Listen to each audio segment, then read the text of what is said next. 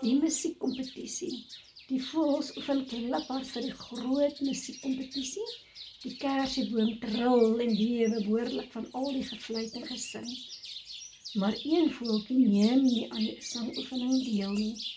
Klein Frederikkie sit alleen op die punt van 'n tak en sug hartseer. Ai, ek wens ek kan ook so mooi soos die ander voëls sing, sê hy hartseer. Maar elke keer as hy sy bekkie oopmaak om te sing, kom daar net 'n klein koek geluidjie uit. Maar moenie bekommerd wees nie, koerduifie. Alle voëls kan sing. Maak net jou bekkie lekker wyd oop soos ek en dan sal jy wonderlik kan sing. Ek is seker daarvan. So, klein Frederikkie maak toe sy bekkie so wyd oop as wat hy kan en begin sing. Maar o aarde, 'n vreeslike aaklige luid is al wat die ander voëls kan hoor. Selfs duifie trek haar oortjies verskrik toe.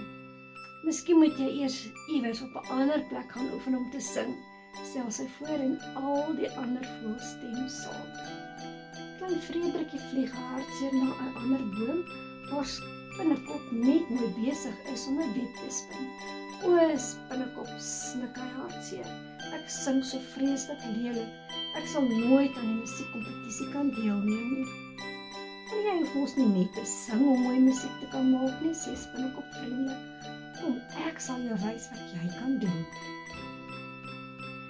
Spinnekop en klein Frederikkie versamel 'n paar netedoppe en takkies en dan spin Spinnekop 'n paar sydrade en sommer gou maak Spinnekop die pragtigste gitaar waarop klein Frederikkie kan speel. Toe hy saggies aan die snare pluk, hoor hulle die allermooiste klanke. O, baie dankie Spinnekop, sê Frederikkie opgewonde. Uiteindelik is dit die dag van die groot musiekkompetisie. Klein Frederikkie is maar 'n bietjie bangerig terwyl hy sy beurt afwag. Al die ander voëls kry kans om hulle pragtige liedjies te sing en fluit. En dan is dit klein Frederikkie se beurt en hy speel sy eie liedjie op sy spesiale gitaar. Al die voëls is stom van verbasing. Nog nooit het hulle sulke pragtige musiek gehoor nie.